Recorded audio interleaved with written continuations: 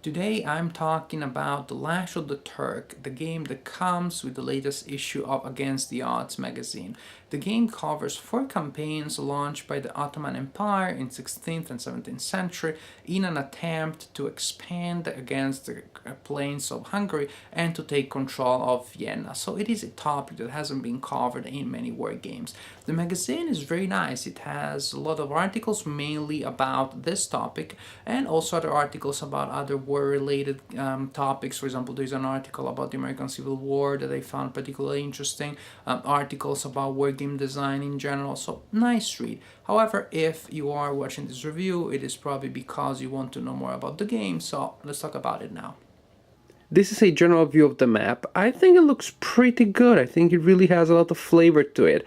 It is now without its misprints, but overall those misprints are nothing major. The map is still fully playable and fully functional. Counters are of very good quality, they're sturdy, they're nice, they have nice graphics on them. Also the information is presented very clearly on them, so there's no problem there whatsoever.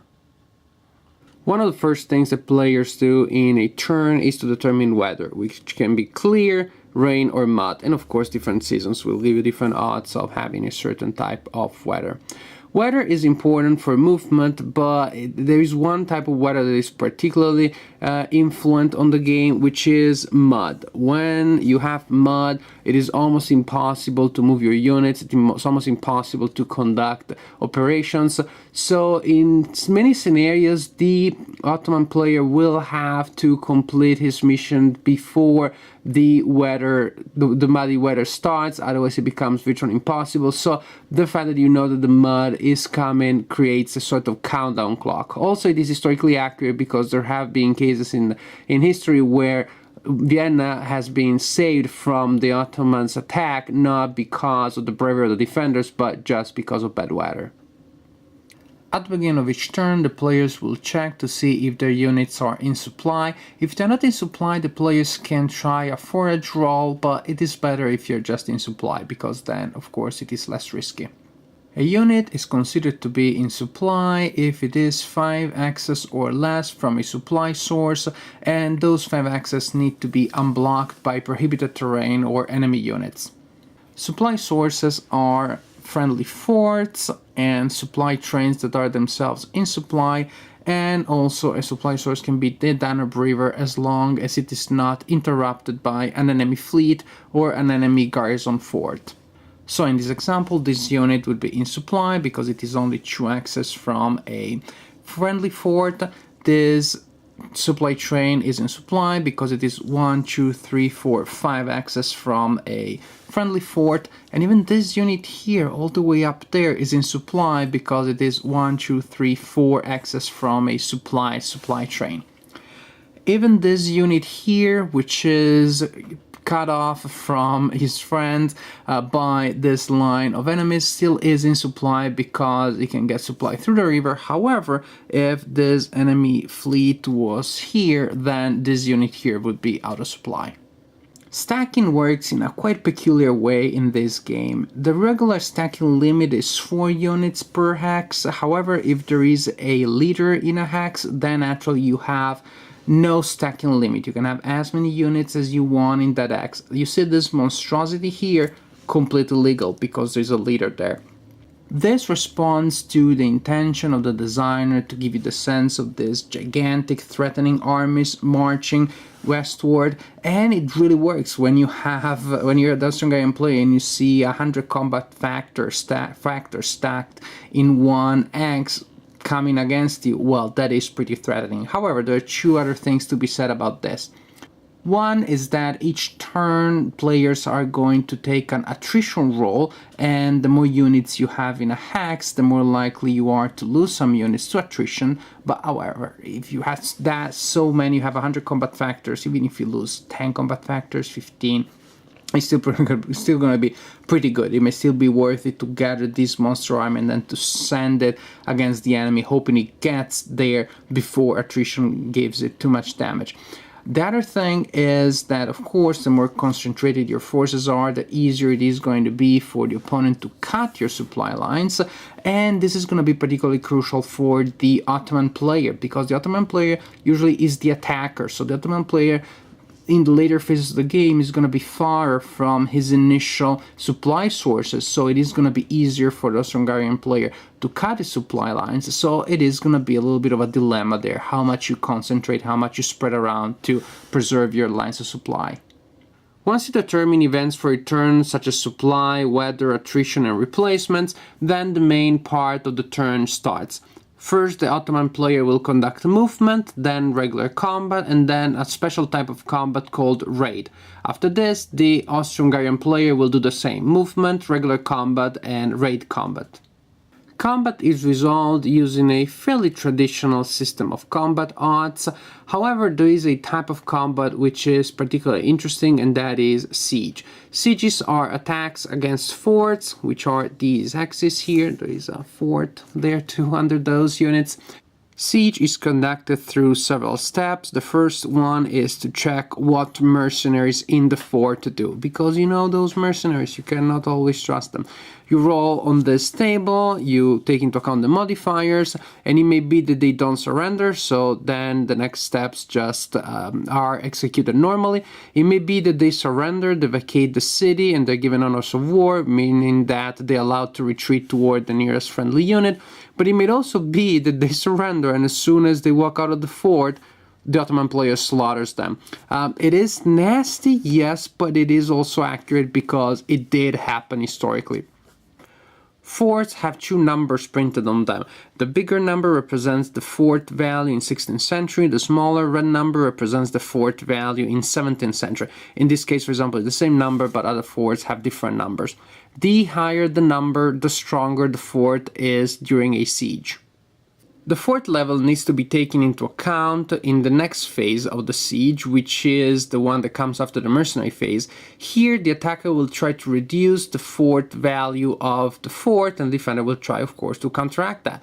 Both players will roll on this table, each player using a different column, taking into account several modifiers, and it may be that the attacker will manage to reduce the defenses of the fort by a certain number, but it may also be that the defender manages to counterattack and countermine some of those attacks. So for example, it may be that the attacker reduces the fort level by 2, but the defender manages to countermine 1, so 2 minus 1 is 1. Then in this case, for example, the attacker will place a -1 siege marker on the fort to indicate that the printed value has been reduced by 1. After seeing what the result of the previous phase is, the attacker may decide to launch an assault, but it doesn't have to.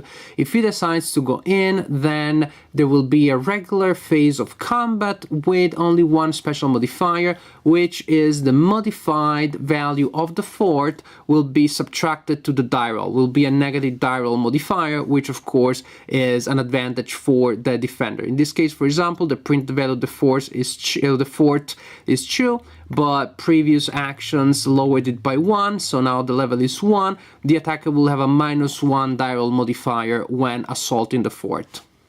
After all combat has been resolved, the active player has the option of launching a special type of attack called the raid. Only units with an R here, which are raiders, can perform raids, which makes sense, and they must be units that did not participate in combat earlier in that turn.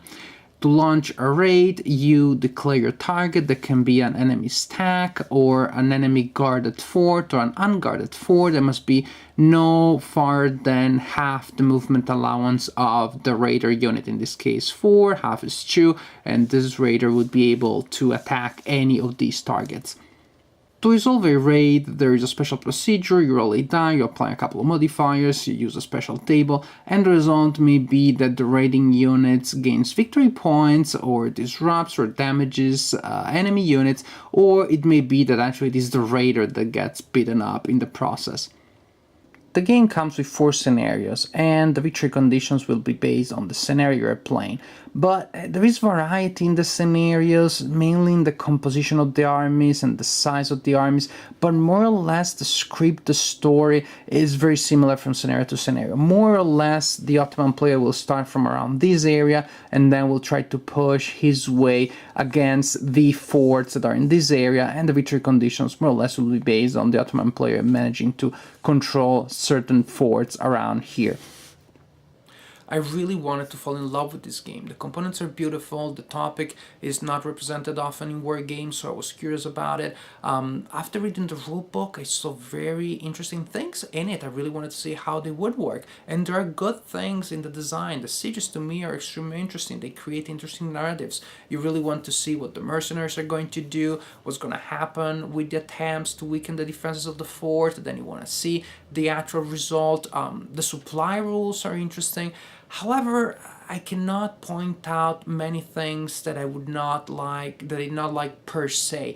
Maybe the combat system, I would like it to be a little more sophisticated, a little more complex. I would like to have more modifiers during combat so that players have more things that they have to defend against or that they can exploit during combat. Here it mainly really feels is the size of the army that matters, but this is a small thing. The problem I have here and what I cannot understand is why, to me, a turn does not feel like it is more than the sum of its parts. I have this sequence of phases, I go through them and then I repeat, I go through them again. They don't seem to me to come together in a very engaging, exciting, three-dimensional experience. And I don't know, maybe it is just me. I feel there is a good game in here. I don't know if something could be added or an expansion may change things. Maybe I'm just not seeing something, which is also why I like making this video review so that I can hear what you think and maybe you can point out something that I missed, and then I will see why this game can shine and I hadn't seen that yet. So, bottom line is, I believe that if you are interested in the topic, you may still want to give a try to this game, if not for anything else, because you do not have many other war games that cover the same topic. As for me, I'm glad I played this game as a complement to the articles that I've read in the magazine, because the game still gave me a better sense. I still managed to visualize things. However, as a game, I just find it not that exciting to play.